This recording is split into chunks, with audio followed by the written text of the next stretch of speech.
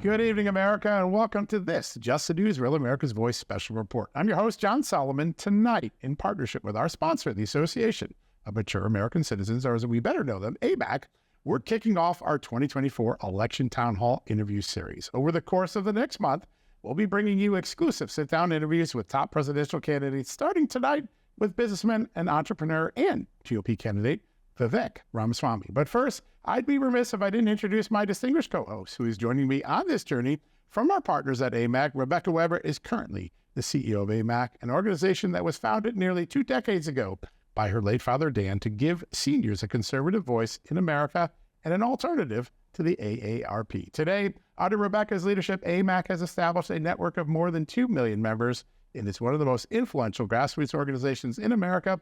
Rebecca, it's a privilege to have you here tonight. I'll turn it over to you for some brief remarks. John, thank you so much. I am thrilled to join you to host the first ever AMAC Presidential Town Hall Series. Tonight, we're going to focus on the issues that are most important to our 2 million AMAC members. Those are the economy, border security, social security, healthcare, and pushing back against the left's woke agenda. For those who aren't familiar with the Association of Mature American Citizens, or AMAC as we like to call ourselves, we are the leading conservative alternative to AARP.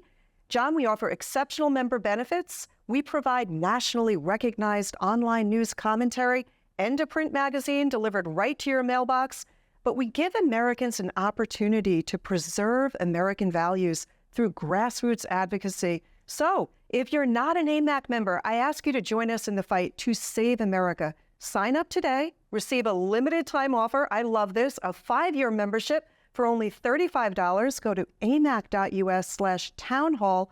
Again, that's amac.us/townhall. And I want to also thank the hundreds of AMAC members who have submitted questions for this town hall. We're looking forward to hearing from the top presidential candidates on the issues that matter most to American families. That's an exciting opportunity. And also, it's exciting. I've been an AMAC member for a couple of years now. It's the best investment I've ever made. I love it. I enjoy it. And folks, go join alongside me. It is an organization making a difference every day, including making this election conversation possible.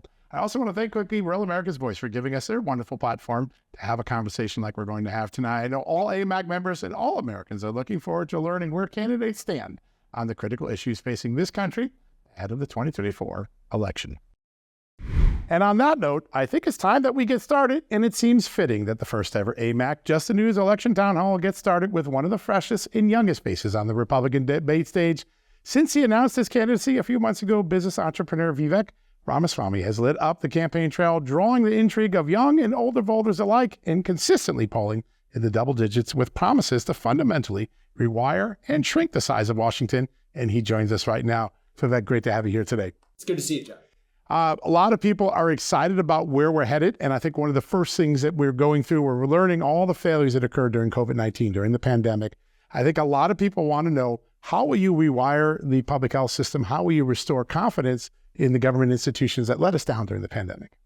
I think one of the first basic principles, the next time we face something like this, and I hope we never do again, but we have to be prepared to learn the lessons, is no restrictions on speech. That's the first thing. If we had been allowed to debate the merits of those lockdowns, we would not have locked down those schools and those cities. If we had been allowed to debate the merits of those vaccine mandates, I think we can now say with confidence that those vaccines would not have been mandated, and we would have surfaced many of the side effects and risks earlier. So the path to truth runs through free speech, especially in times of so-called emergency. That's the first lesson. And the second lesson is that individual choice always governs. Give people the information, let them make the decisions for themselves, from masks to vaccines to whether or not they shop or send their kids to schools. That decision should belong to the people. It should never be made a centralized decision in government. And I think one of the important things we have to also learn is there were actors in our own government that broke the law, that likely broke the law. When you think about funding for the origin of the pandemic through research in a lab in Wuhan, all the way to other special interests whose really, I think, tentacles were in this process, we have to have accountability, or else we can expect even worse in the future. That's how I'm going to lead as Commander-in-Chief. Excellent, Vivek. Thanks again for being here. Speaking of accountability, I want to talk a little bit about Social Security. You have said, quote, Social Security reform, Medicare reform, that's got to be somebody else's job down the line. What is your response to voters who are concerned by the reality that Social Security will run out of money and Medicare in 10 years, that is, and Medicare even sooner? Well, to be very clear, what I have said is no Social Security cuts or Medicare cuts for seniors. Full stop, and we're going to hold our word on that. But I have a much clearer path for how we actually address our $33 trillion national debt problem. It's going to take a CEO in the White House to do it. I've built multi-billion-dollar companies as a CEO. I'm a young person from the next generation that's going to be affected by this crisis. And I'm serious about addressing it with zero-based budgeting. That's how many companies are well run. I've taken similar approaches in the companies that I've built. Start with zero as the baseline and then ask what's actually necessary instead of just using last year's budget as the default. That's the problem in Washington, D.C. It's the problem in states across this union, too. Yes, Democrat states get it wrong, but there isn't even a single red state that does it this way. That's how I'm going to do it in Washington, D.C. Start with zero as the baseline.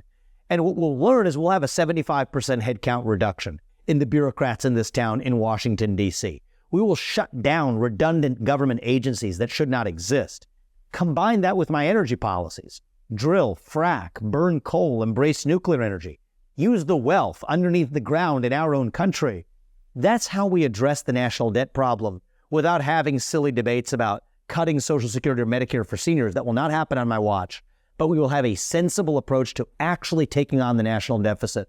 That's going to take a CEO and an outsider, and I think someone from the next generation to actually get that job done. And I think that's what's different about me versus any other candidate in this race. Vivek, there are a lot of people concerned about the border. It used to be Texas and Arizona always bore the brunt of it, but now every state is a border state. Every community is a border state. Even Democrats are crying uncle on their own policies. What are the first reactions you would take as president to tighten up border security?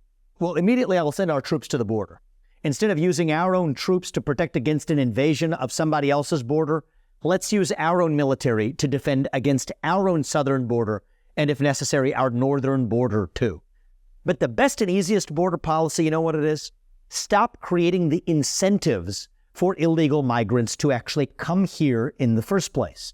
This is something that many Democrat governors and presidents are guilty of, but some Republicans too.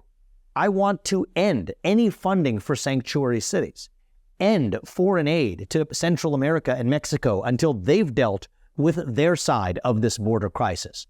And, even certain Republican governors, this is shameful, have created in-state tuition rates for illegal immigrants to this country, even as Americans from neighboring states would have to pay 3 times that tuition to go to college. That doesn't make any sense. Put an end to this culture of lawlessness where we reward people who break the law. And then the biggest one where I've gone further than any Republican in this race with detail is ending birthright citizenship for the kids of illegal immigrants. That was something the 14th Amendment never intended. I've offered a clear legal basis for why. Just as the kid of a diplomat from Mexico does not enjoy birthright citizenship, and there isn't a legal scholar in this country who disagrees with me on that, neither should somebody who crossed the border illegally from Mexico enjoy it for their kids either.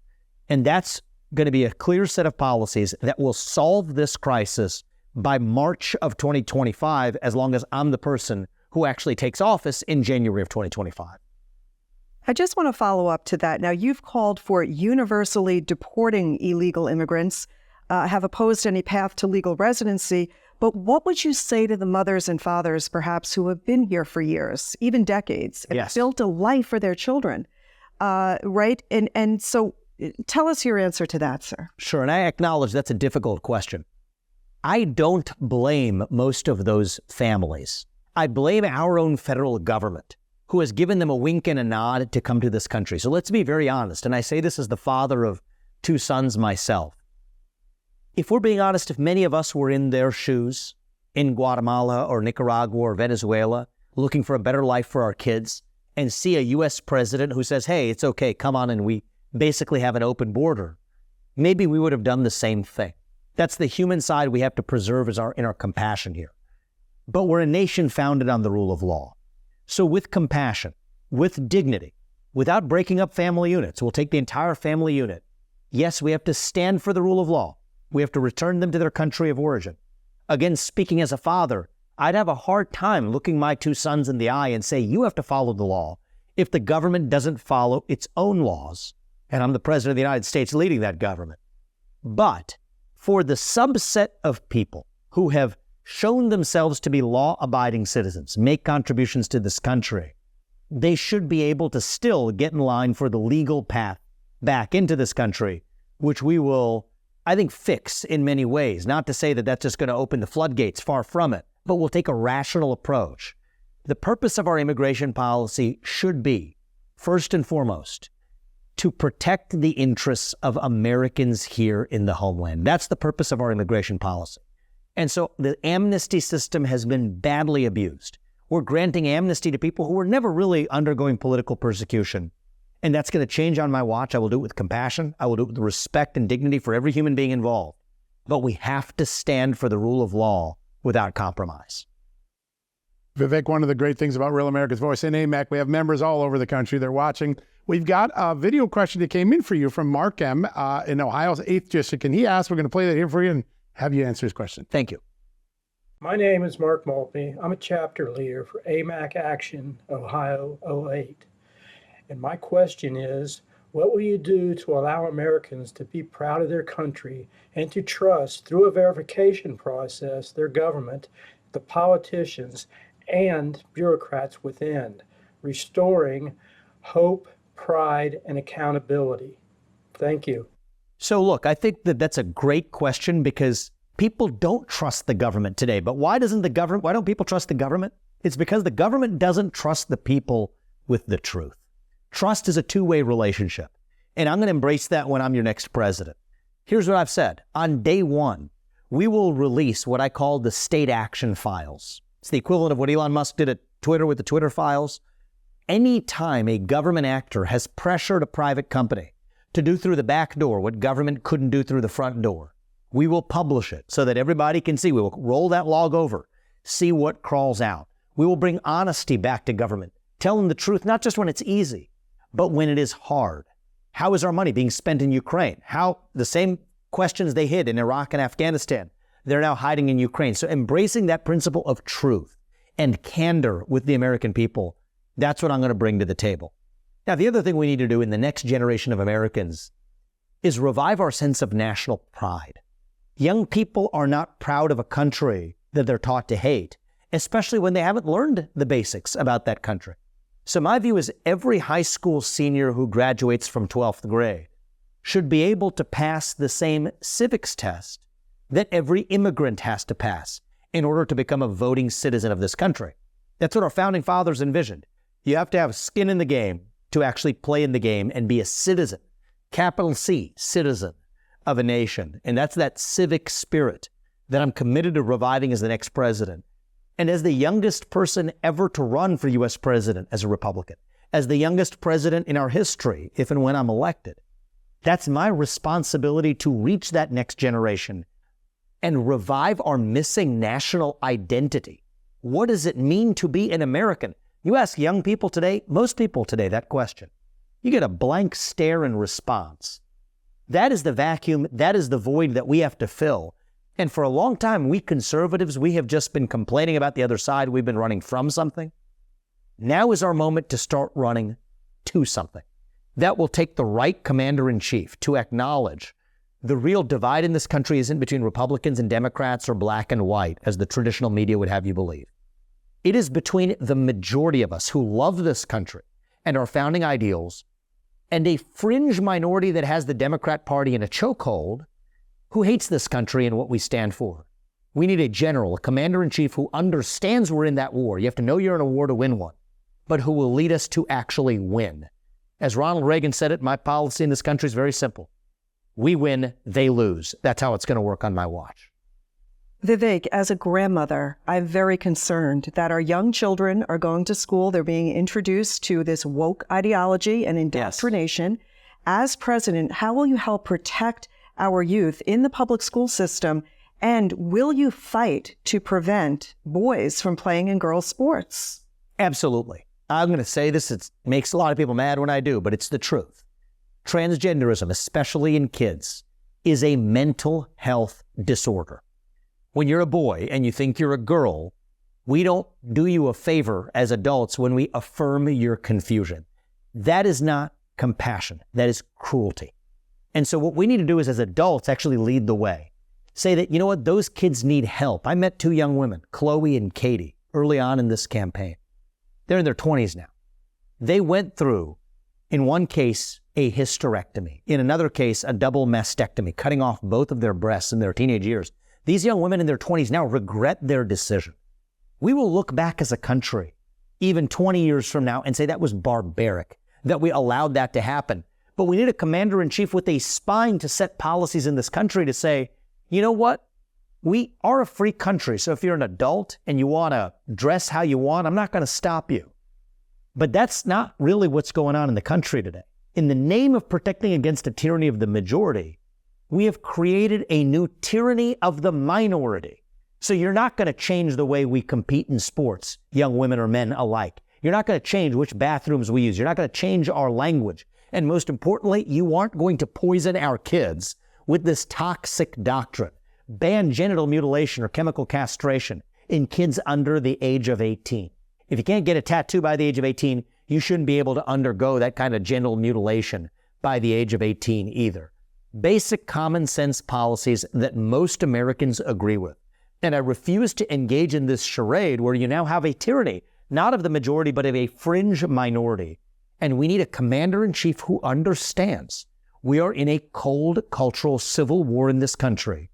We win, they lose. That's how it happens on my watch. But the good news is 80+% of this country is on our side of this issue. And half the 20% are people younger than me who never learned our national ideals in the first place. We're going to bring them along too. That's why it's going to take somebody of a different generation with fresh legs. Yes, I'm an unapologetic America First conservative, but I think it's going to take an America First conservative who comes from that different generation with fresh legs, who hasn't yet been wounded in that war to actually see this through. And that's what I'm going to accomplish. Vivek, one of the places when you talk to world leaders and they say, how are you turning out all these children that either hate America or don't understand America? It's your own country, you're not turning them out. The 2 places that come up most regularly, teachers' unions and secondary education, college education. Yes. What are some of your plans for changing the dynamics that are working in both of those locations? The first and easiest thing I'm going to be able to do as commander-in-chief, and I'll do it in month 1, is shut down the U.S. Department of Education. It should not exist. That $80 billion, put it back in the hands of parents. Parents determine the education of their children. That's a North Star principle, not the federal government, not any government. Yet today what's happening is the federal government is using our taxpayer dollars to foist a one-sided radical agenda onto local schools across this country. So I applaud those many parents who are showing up at school board meetings and pushing back. But there's a deeper systemic failure where those school boards are responding to incentives created by none other than the federal government itself. That has to end, and it will end on my watch. Now, those states at the state level need to abolish teachers' unions. Think about it. If you're a public school teacher and you're unionizing, who exactly are you unionizing against? It's not John D. Rockefeller. It's not the corporate monopolies. If you're a public teacher and you're unionizing against the very kids you're supposed to be serving. That is wrong. And I think that we wouldn't have had those COVID school closures had it not been for the effect of teachers' unions. They blow woke smoke now to deflect accountability. What did they start saying recently? Math is racist. 2 + 2 = 4. No, that's not racist. But what might be inequitable is the inner city schools across this country shuttering for 2 years while people who went to private schools happened to be able to send their kids to school without closure. And those teachers were just fine. Now looking back at it, and so were the students. So what they're doing is they're blowing woke smoke to deflect accountability for their own failures. That's what's happening in our military. That's what's happening in corporate America. And I think it takes somebody who understands that dynamic. They don't believe this woke nonsense. They're using it as a deflection tool to get the left to stay quiet. about the actual injustices that they're creating for underprivileged kids across this country. And so I stand, yes, on the moral high ground on this issue and say, we will lift up all Americans, black or white, man or woman, young or old, it doesn't matter. That's what it really means to put America first. But I think when we stand on principle, we go further with our own agenda than if we're just playing superficial sparring based on vengeance. Excellent. Vivek, another question from an AMAC member. You wrote in your book, Nation of Victims, that you disagreed with President Trump's tariff policies. Now, what action would you instead take to protect American workers and stop the massive offshoring of jobs to other countries? We see that they're going to India, Vietnam, the Philippines, China. So you mentioned China, and the context in which I mentioned this was actually vis-a-vis declaring independence from China. I think making sure that workers are well taken care of here in the United States is a vital priority. But when I'm looking at this as Commander-in-Chief, my top goal in year one will be to declare economic independence from China. We cannot depend on our enemy for our modern way of life. Today, we're addicted to China, from the shoes on our feet, to the phones in our pockets, to the semiconductors that power our modern way of life, to our pharmaceutical supply chain, which they could poison in an instant, to even our defense industrial base, the F-35s and other military equipment that we make in this country, depends on China. That makes no sense. If you think about it, God forbid we're in a conflict scenario with China, what's the first thing they're going to do? They're going to cut us off. And so what I've said is I'm really serious about cutting the cord from China. That means that we have to bring a lot of that production back to the United States, but I'm also honest about it. We can't on day one immediately onshore all of that to the US, which means we're going to have to work with South Korea and Japan and India and Australia and other countries to most rapidly cut ourselves off from China. And I think any America First conservative who is truly serious about decoupling from China, and I am, will have to be honest and level with the American people that it will take, yes, onshoring is our first best approach, of course. But in the meantime, until we've done it, use our allies to make sure that we reduce our dependence on China as well. That's where I'm coming from. Vivek, there are two crises facing on the world stage, America. One of them is the Ukraine war with Russia. You've been very clear where you stand on that. The second is China. And aid to Ukraine. That's where I stand on. Right, yep. And then on China, the threat that maybe one day they will invade Taiwan. Tell us what policy decisions you make to try to prevent China from invading Taiwan and where you would try to bring an end to the Russia-Ukraine conflict. And these are related, actually. They are. So the first thing I've said is that we need a reasonable path to peace in Ukraine because this war does not advance American interests. Is Vladimir Putin a craven dictator? Yes, he is. But that does not mean Ukraine is good. This is a country that has banned 11 opposition parties. It is a country that has consolidated all media into one state media arm. Last week, its president was praising a Nazi in his own ranks. They've threatened not to hold elections unless the U.S. forks over more money. Now let's level with them about the regions of the Donbass that are occupied. Luhansk, Donetsk. These are regions that are principally Russian-speaking regions that are not even represented in Ukraine's government and haven't been for a decade and don't even view themselves as part of Ukraine. So against the backdrop of those facts, are we going to march our way into some major conflict? I don't think we should be. That does not advance American interests. It's not just the money. It's the risk of major conflict. So what I would say is let's have a reasonable path to peace there.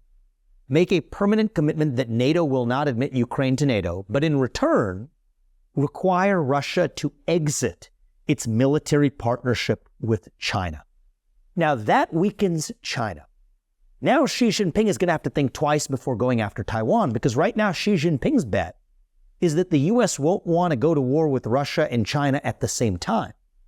But if Russia is no longer treaty bound with China, then Xi Jinping has to at least think twice before going for Taiwan. Then let's get India in the mix. And I'm not just saying that because my name's Vivek Ramaswamy. Having to be honest with you, I can help us rebuild trust with India, but get the Indian Navy to be willing to block the Andaman Sea in a way, in the Malacca Strait, in the event of conflict with China. That's where China gets its Middle Eastern oil supplies.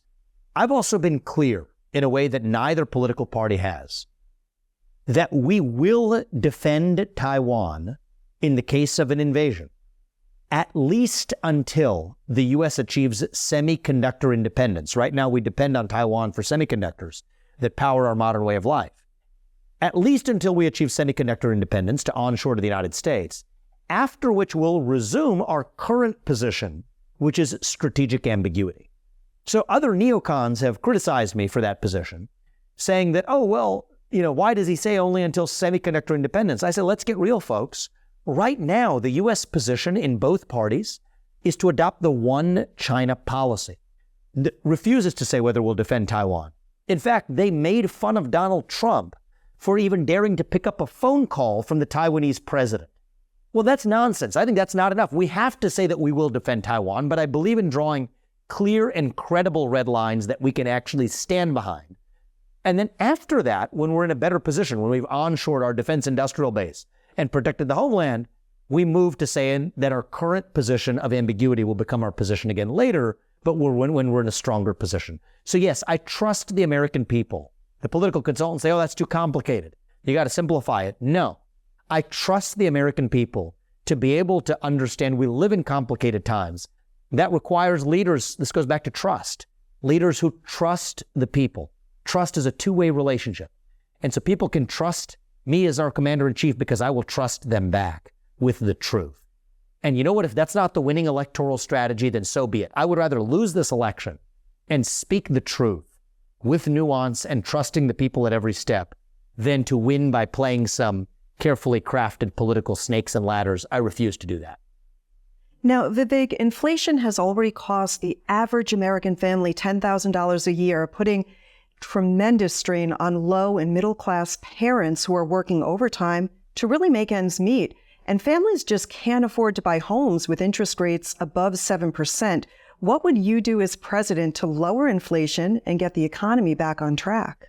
So one of the easiest steps we can take to address inflation and grow the economy is unlock American energy. Abandon this climate cult that shackles the United States while leaving China untouched. Let's drill, frack, burn coal, embrace nuclear energy, all of the above for American energy production. Put people back to work by no longer using taxpayer money to pay them more to stay at home. These are easy steps we can take. And then the other thing, as I've said, as U.S. president, I view a majority of current federal regulations coming from those three-letter government agencies as fundamentally unconstitutional. They fail the test of West Virginia versus EPA, which said that these coal industry regulations are unconstitutional. Well, if the Supreme Court said that for those regulations, that means most federal regulations are unconstitutional too. Rescind those on day one. That takes the constraints, the shackles off our economy. That's how we deliver economic growth. That's how we revive American prosperity. And I've also talked about addressing that national debt crisis through that zero-based budgeting. This is how we think on the timescales of history while unlocking our own economy here at home. And most importantly, reviving the integrity of our constitutional republic, which has 3 branches of government, not 4. That 4th administrative state, the deep state, the shadow government. That's what we're going to shut down. That's good for our economy, and that's good for our constitutional republic. Sir, we have congressmen that are being carjacked at the Navy Yard and assaulted in their elevators in their own homes in Washington, D.C. You go to Chicago, there are people being shot dead every day.